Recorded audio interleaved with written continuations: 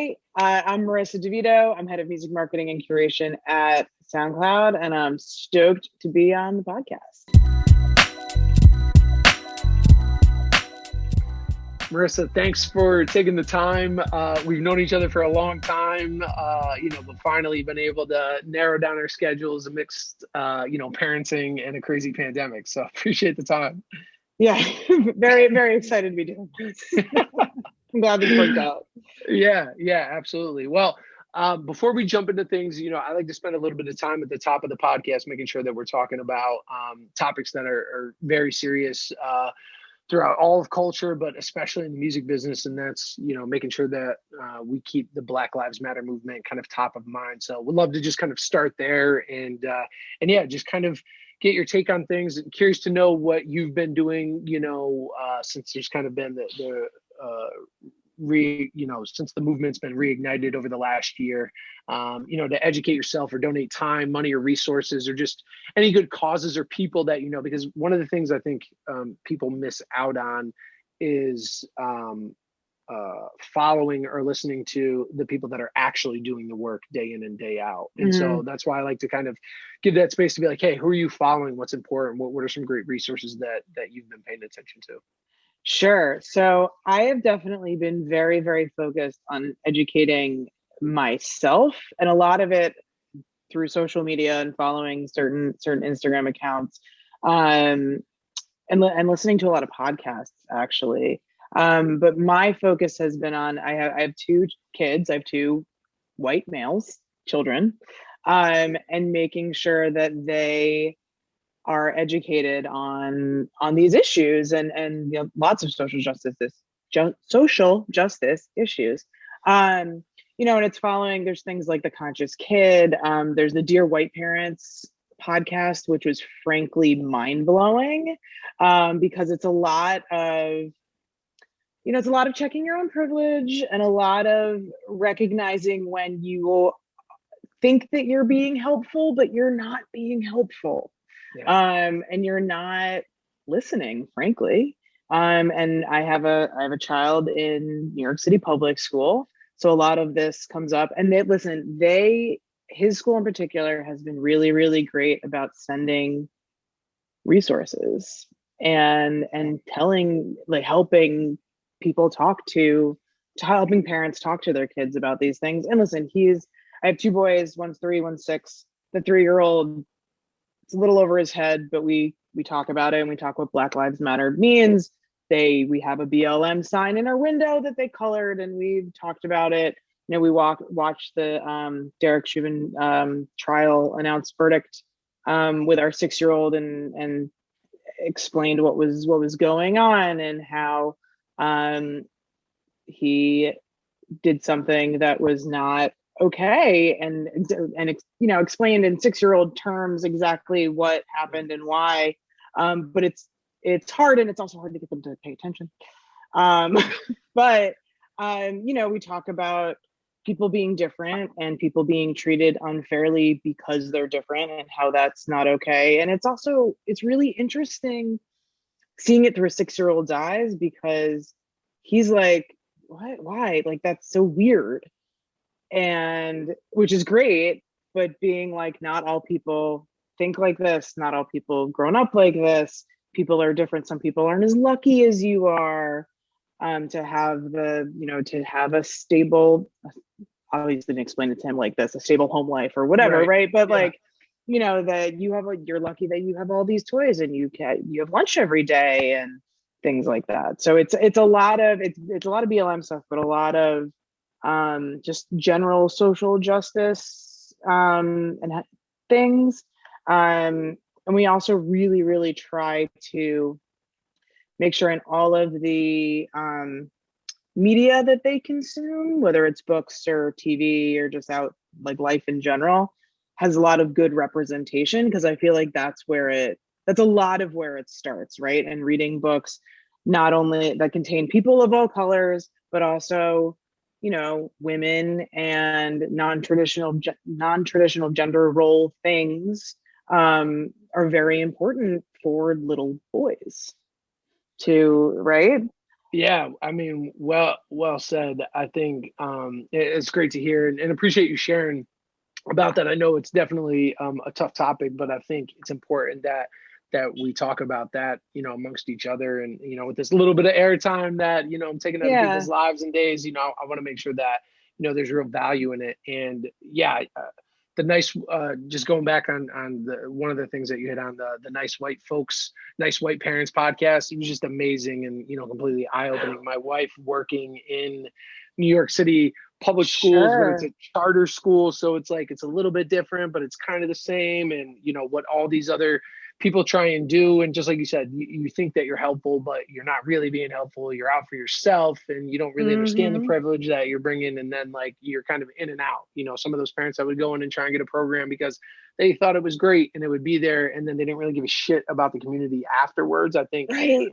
it's great that like we're starting to see some of those things so that we can actually learn from that mistake and say like what was wrong, because it is so nuanced, it's so tough. And I think, just like you said, it's important to like really do the homework ourselves, and make sure that we're consuming the right type of media that's like, hey, these are the reasons. Like my wife is really into that, and always, and I'm into that as well, but she'll be hitting me up with other things that I'm not even thinking about. Just like you were talking about with, with your kids, like my wife does the exact same thing. Like we're raising a white daughter, but we're getting books that talk about, Black kids in the South not being able to Yeah. read books. You know what I Yeah. mean? It's like, those are important because it's like, we want her to grow up knowing that now, because that's the change we can't make, right? Like racism is Exactly. taught, we know that. And it's so, Right. we need to do our jobs as parents, to make sure that we're stepping up to the plate and trying to erase that, and understanding our privilege as white people, and understanding my privilege as a white guy, especially Totally. pop. It's like so important for me to do the research and me to have that level of empathy. I talk to a lot of Totally. people um, that don't get that, and that don't understand that and don't agree with that, and being like, well, white people have had it hard too. I'm like, yo, Oh, what I the can't. fuck are you talking about? It's It's so really rough, tough. man. But the thing that the thing that I try and do in those situations too is, um things have become so politicized, right? And then we say, I don't want to talk to the other side, and Yeah. that's not good either. So what I try and do is like I try and find the common thread that like, hey, you and I, we were friends or family at some point, and I know you care about this thing. So like let's start there and use that as like, the bridge to show you the other things, and Yep. try and bring that to you, so it's not just like cutting them off because they don't understand. Because it's like, if That those doesn't are help. people that you, right, exactly, and it's just like, oh, now you're just separating it, and you're just saying you go over there and we're over here, and that only creates more divisiveness. Right. Well, and that goes into the being actively anti-racist, right? Right. Which has been enlightening for me because like I'm not racist. Like I like we're all cool, everything's great. And the whole like I don't see color and like realizing that that's a problem, Yep. right? And it goes back to all that, educating yourself and making sure that my kids are educated and all of that. So Yeah. it's being more proactive and not being silent and calling things out when you see them and things like that, and using learning opportunities for yourself but also for your kids. And if you see something in some sort of media, taking time to actually explain it, or if you Right. see something happen out in the world, big or small, Yep. and for again for like for BLM or some sort of any sort of injustice that is happening, Yeah. to just use it as a learning tool. And it might be like 10 seconds, right? Yep. But it, you never know what sticks with you and sticks with your kids. Yeah. It's Yeah. important to like always be actively anti-racist.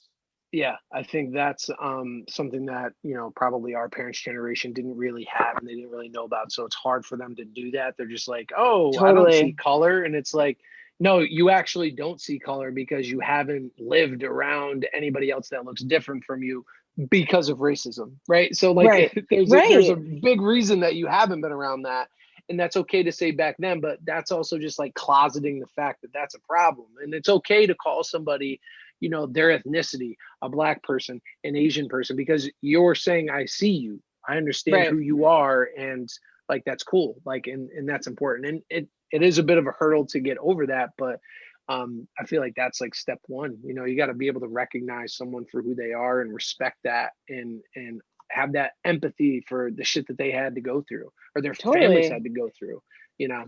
And words And just like you matter. said, being exact. Oh my Yeah. gosh, yeah, Yeah. it does matter. It's nuanced, it is, but it It's does very matter. nuanced and it's Yep. hard and it's new for a lot of people. And I Yep. feel like we're also, it's funny because my husband and I were talking about this. We're probably on the cusp of being like almost too old to like, we have to work really hard to change things like pronouns or like certain, like not using the word African American all words African American all the time because it doesn't Yep. necessarily apply, right? Yep. So, and words matter, but that's also why it's so important for generations younger than us, Yep. who this is more of the norm and they weren't brought up in the same way that we were, and technology and everything else too, right? Yep.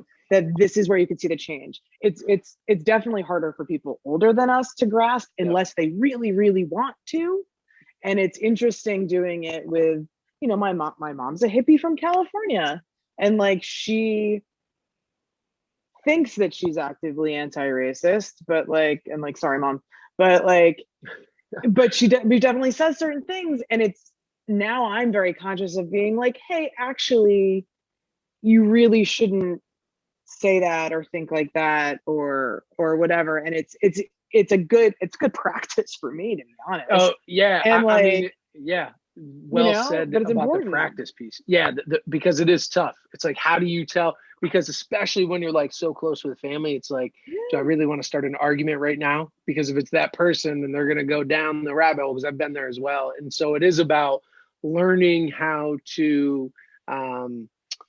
how to bring it up. That is going to be a good conversation for growth on Right. both sides, and not Right. just like, don't do that, that's wrong. Because your parents don't want to hear their kids tell them that they're wrong all the Sure. time, you know what I mean? Because it's like they Right. had their teenage years for that stuff. Parents are like, shit, I don't want to hear this again.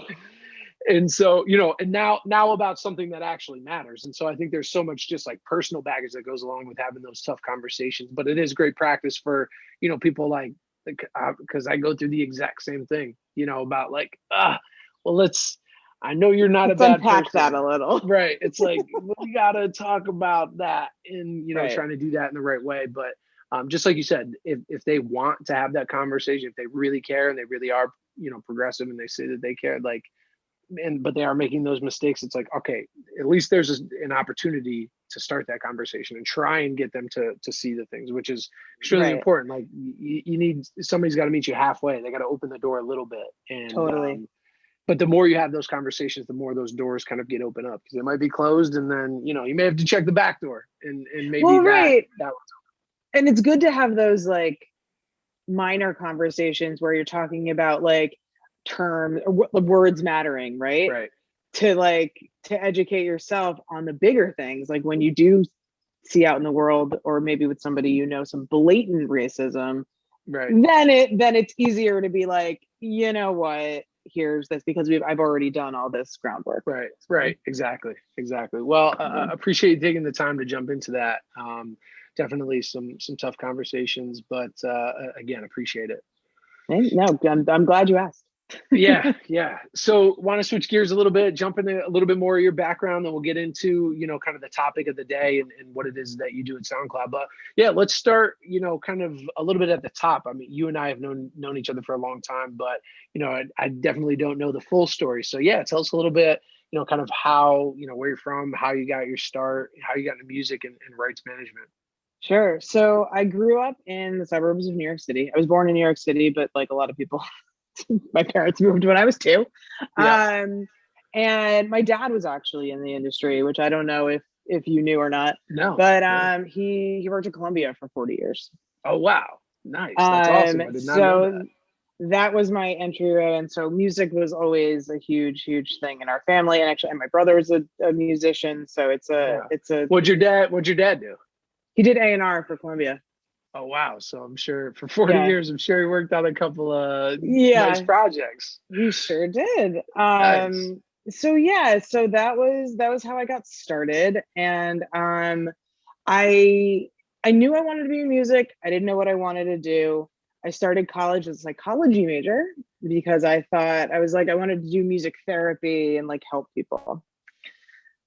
Got to neuroscience, decided that was not my thing. Yeah. Yeah. And then decided I wanted to be a recording engineer. And I did some other, I interned in the art department. I did some other things. I was kind of sussing everything out because I was into photography. I was like a lost college student in like, I know I want to do music, but I don't know what I want to do. So then I landed on, I loved music, obviously, and I really loved the like tech aspect of it. So I got into recording engineering. Um, so my first job out of college was actually at recording studio, and I was an assistant there. I worked in the mic locker, which basically was the room that held all the equipment, and we would keep track of the equipment and bring it. I loved it. It was so much fun. However, I quickly realized, I was like, this is not really what I want to be doing. It's like, it's great. I'm 21. This is really fun, but I'm working like 24-hour shifts. It's highly competitive. I don't know how good I am at this, to be totally honest. So then I ended up getting promoted to be head of the mic locker, which instead of actually doing all the setups, it was really just like running. It was the logistics of it, which Yeah. I nerdily enjoyed the organization. So, and that, I mean, that job was so fun. Sony Studios back in 2003. I don't remember what year it was, but it was super fun because I got to work on like, because back when they did sessions at AOL, Yep. I did the 24-hour session was a sessions at AOL with Green Day. Oh wow. That was like, I mean, I died. It was so much fun. And I was just like running around like a crazy person plugging things in. I mean, this was so minor, right? But it was, I mean, that was probably the most fun time I ever had there. But so during that time, I actually started a company with my dad and my brother and my mom too, called You Mixed It. That was basically music software that was a CD extra, because this is like 2004, 5. This is when CDs were like, downloads were killing it. CDs were like, and the industry was like, we don't know what to do. Getting killed. Yeah. Getting killed. So, but that's when they were doing, there was the dual disc, and there was, every physical retailer had something special on their CDs that would hopefully make you buy it instead of downloading it. So anyway, so You Mix It was mixing software that came preloaded with stems. And from, in theory, artists that you knew and artists that, and songs that you knew, so you could do remixes. We were a little ahead of our time. I was going to say, ahead of your time for sure. I mean, that idea is like. So it was great. It was a really great learning experience. We did not translate well at some point we realized we're like, oh, we really need to get this online. This is back when like Facebook apps was a really big thing. Yep. So we were going to build a Facebook app so you could mix it on Facebook and like this, and it just kind of all fell apart. And I was like, okay, and like my brother was doing his own thing. My dad was getting older. And I was like, you know what? I want to get back into label life. So I was lucky enough that we had actually been workshopping it at so many labels that people knew me. And a friend that I went to college with had a job at Universal Motown Republic Group. And she's like, we have this contractor position for new media. which they called new media at the time because no one knew what they were doing yet. Yep. And I'm showing my age here, but and I was lucky enough to get hired and I contracted there for a year and did basically digital marketing. There was a pop rock side and there was a urban side. And actually, and Ryan Hobbs, who you also interviewed, was the urban guy. And actually, there were a couple of different people who came in while I was there, but Ryan Hobbs is one of them. We shared an office, and it was really fun because it was new and people didn't really know what they were doing, and we were doing everything from e-cards to Facebook apps to games to I was like editing video. I was doing lyric videos were a new thing. Yep. Right. And it was kind of nuts, but I learned a ton. And that was kind of the start of my journey at Universal, where I then got into field marketing, but with like a digital slant. And working with a bunch of independent record stores and doing in-stores. I did a Justin Bieber in-store at J&R Music World. That was the nuttiest thing I've ever done. I was going to say, that was probably like, when he was first getting going, which is like, it was it was early in his career, but it wasn't, the whole big joke was just don't get arrested, because of the very first in-store he did in Long Island, a bunch of the record executives got arrested for inciting a riot. So Jesus. I was so nervous, but it all went fine. Everything was great. And so then after that, this was when streaming was just up, and they decided they needed a digital commerce team. That was going to be a shared service between Island Def Jam and Republic. So I joined that team, and basically my boss handled Apple, who was the big fish at the time, and I was handling everything else. So this was maybe 2012, and convincing people that they should do things with Spotify was tough because it was new. So that was a very, very interesting journey, but really, really fun. And I got to know the ins and outs. I mean, I was working with Spotify, I was working with Rdio, I was working with Milk Music, which was Samsung's streaming service at the time. So I got to know all the different intricacies of all the different streaming services. Then IDJ broke up. My boss took me with him to Def Jam, and I spent a little over a year there. And then actually right before SoundCloud launched the subscription service, I went over to SoundCloud. So I was about to acquire SoundCloud as an account at Def Jam, but instead, 2 months before it launched, I flipped over to the other side and was the account manager for Warner. So that was in 2016. And I've been at SoundCloud ever since. I've had 3 different jobs. It's been an interesting journey at SoundCloud alone. I started as an account manager. Then SoundCloud sells ads, much like Spotify does. And they need artists to participate in those ads sometimes. So I started kind of doing that. And as ad sales ramped up, my boss at the time, who was lovely, was like, listen, you're doing 2 jobs. Which one do you want? So, which was an amazing opportunity. It doesn't always happen. It does not always happen. I've been very lucky to have some very, very good, very supportive bosses to give me opportunities. And I probably should have name dropped them along the way here, but so I started doing we called it branded content at the time. And that was super exciting. And I learned a ton about advertising and branding, and I did my my college thesis on music law, which is a bit outdated now, but I got to learn a lot about like, oh no, we need rights and paperwork and yada yada yada to do certain things. So that was very helpful. So then in 2018, yet another opportunity came up to start running what we then called the content strategy team, which included ad partnerships, but also music marketing. Hmm. We were super small, super scrappy.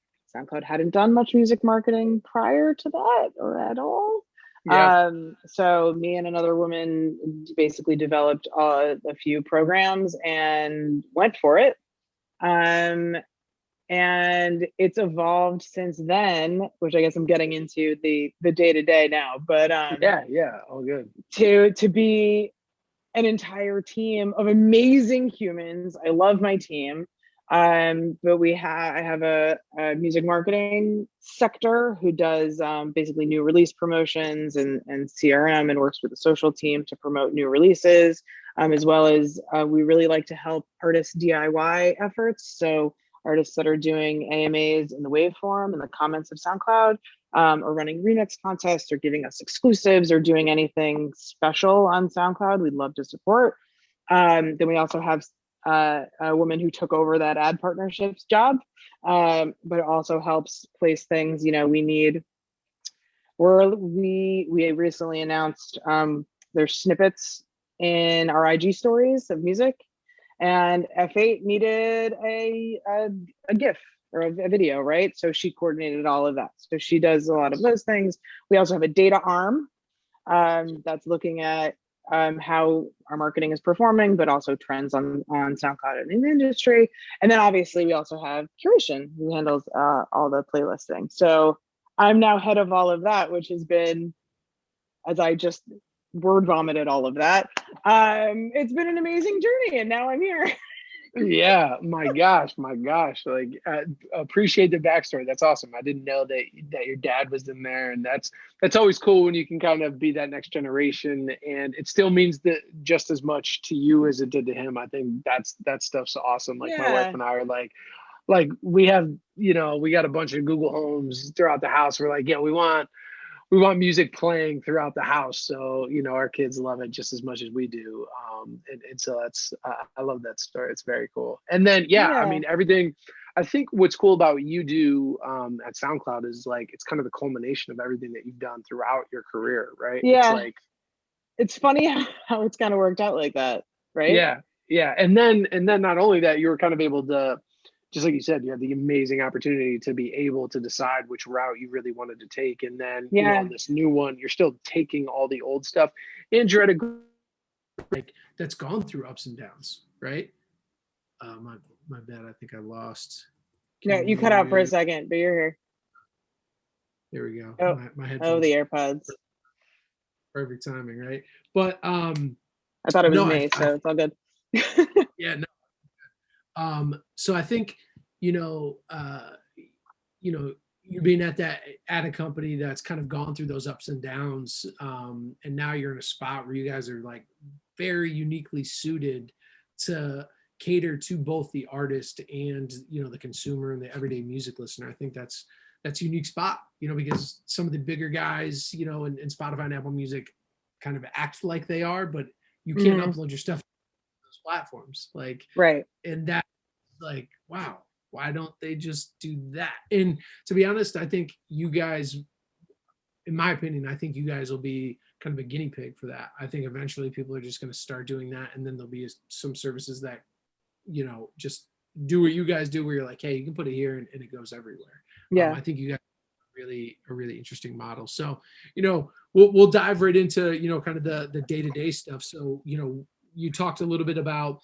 in the past kind of doing the ad stuff that's kind of turned into the marketing for new releases and helping artists do the AMAs. Talk a little bit more about that, and then also talk a little bit more about the curation stuff as well. You guys, just like everybody else, again, I think with those two roles, you're handling helping the artists, and then Mhm. also fans, and providing, curating the vibes really. So yeah, tell us a little bit more about, the day-to-day stuff.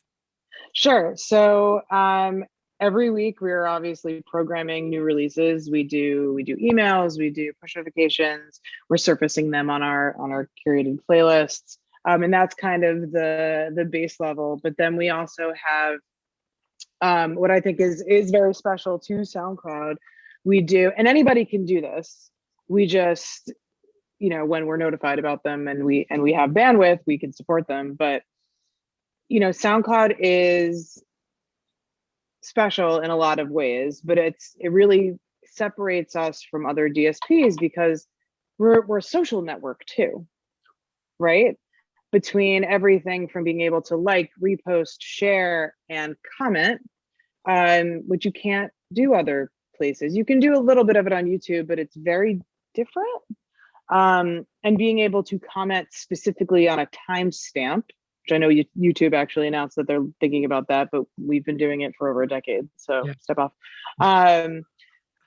It's really special. So it's there's a program that we run that's AMAs in the waveform, where an artist, says like, hey, I'm going to be answering questions tomorrow at 2:00. Like drop them in the waveform, and it's really great because it's amazing fan engagement. You can say like, when you wrote this hook, what were you thinking? And you're literally commenting right at 106. Yeah, I think or whatever. Yeah, it's not like other places. Like if you did that on Twitter, it's like, okay, you have to have the song queued up over here, and then you'd be talking here, and it's a little confusing. Yours is just like, oh no, it's in the same spot. Whether you're on your computer or on your phone, it's like it's right there. Yeah, and it's a great creator to fan tool, and we really see ourselves. It's real time connection that doesn't necessarily happen on other major streaming services, right? And like, it's is it a truly live AMA? Sometimes, but like we see all the time fans going in, a track drops and people going in and commenting, and maybe, the next day, the next week, artist goes back. There's inner fan engagements too, and it's really special. And like, frankly, it's usually nice. I will not say that there aren't any trolls on SoundCloud, because obviously there's trolls everywhere on the internet, but usually it's very supportive. There's a lot of fire emojis. It's really, it's a community, Yeah. And I think what helps foster that is that you guys have been that way since like day one. I remember in like 2010, working with artists, having them upload their music. The reason we went there is like, it's so hard to get everywhere else. It's like you got to find a distributor, and it wasn't fully fleshed out like it is now. It was like super simple. You guys go on there, you upload your tracks. It was like Dropbox was. It was just that simple. You upload it, you change your shit, you make it private if you want. You send people stuff. It's like, this is how you comment. And you guys have done that. And not only that, you then pivoted to being like, okay, cool. Now you can actually just come here and upload your shit everywhere else too. But like, you can still be here and still tap into that community, which is, I think, what helped you guys stand out from jump. Totally. And listen, it's a good test case too, right? Like, to your point, you can send her out a private link and be like, hey, what do you think about this? Or you can do, we have I've actually still done that. Like when I've had to send records to other people at DSPs, I'm like, yo, you guys don't have a private fucking link to upload this shit to. People still use it a lot. Yeah. Press uses it a lot. Yeah. Oh yeah. Or does it for exclusives, or even one thing that I really like that people don't do often enough, in my opinion, is you can upload like a teaser. Yep. 30 seconds, 20 seconds, whatever. Get a feel, or you could partner with a music blog. I'm dating myself again, but like, you know what I mean? You can upload some sort of content, or even like an audio spoken word teaser, like, hey, like this track because I'm going to drop something really special tomorrow. And then you can go in and replace the audio.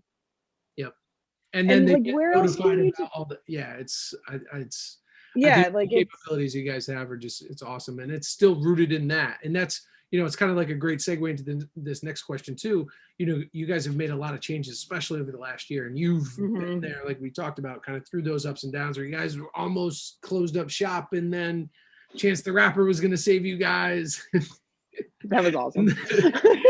Which is just a great cultural moment, because he was at that point where it was like, it made sense and it was like relevant.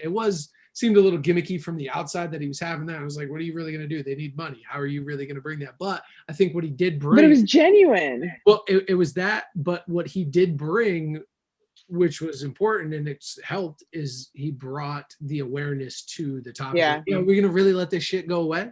You know what I Right. mean? And I think that's when other people like really stepped up and were like, no, no, no, we need to figure this out. And so, you know, you guys have in the last year, new CEO, new board members like Troy Carter, who's been, you know, who was really instrumental in helping Spotify change their ways. You know, but now you guys also have, you know, fan powered royalties as a new system.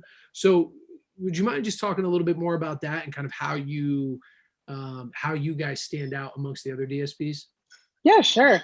I think, listen, the biggest thing is that we are different from other DSPs. Not a traditional DSP. We are a social network, and really, it's a big it's an evener playing field, because anyone can upload, and anyone really has a chance. You really get out of SoundCloud what you put into it. So if you are actually using all of the tools, and your music is good, let's be honest, that is that's number one. But you know that you'll be successful. There's definitely different definitions of success, but you will really get out of SoundCloud what you put into it. And there's all sorts of tools like insights and stats, so you can see how things are performing. You can actually see, if you really dig deep in your stats, you can see who's actually listening to you, and those people can become your digital street team. Like, there's just so much information to really use. There's a lot of opportunities for artists of all levels, really. And you know, as far as you just made me think of a quick question I think is really very tactical.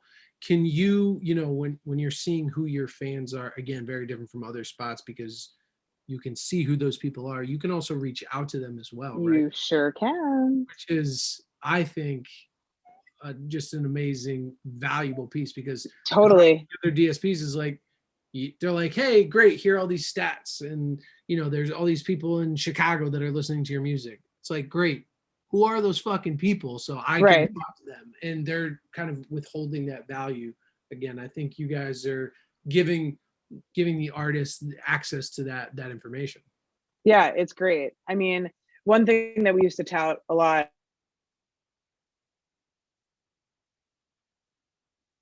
you know, you're at least see who has listened to your track the most, say in the past 7 days. So you're running through Chicago, you can go say, hey, you know, I'm going to leave tickets at will call for the person in Chicago that listened to my track the most in the past 7 days. Yeah. And then you can DM them through SoundCloud. Yeah. Like, that's crazy. Like, it's just a really powerful tool. And I imagine you guys are going to, you know, roll out additional partnerships with texting platforms or things like that to, you know, continue to allow artists to build out their community so that they can have, you know, even allow fans to opt into other things. And you guys are building that out with, you guys just acquired some other services things. So that's why, yeah, I know I'm kind of answering the old question here about how you guys stand out. No, but you're good. It just gets me energized because I love it, because and to be honest, I forgot about it for a minute about how good it is until, you know, doing all the research for this and being like, oh shit, you guys are like really positioned to really help this new generation of, you know, kind of like independent middle class artists that like, yo, making six figures and building out a real community of people that you know and can give value and get value back is real, kind of in one spot.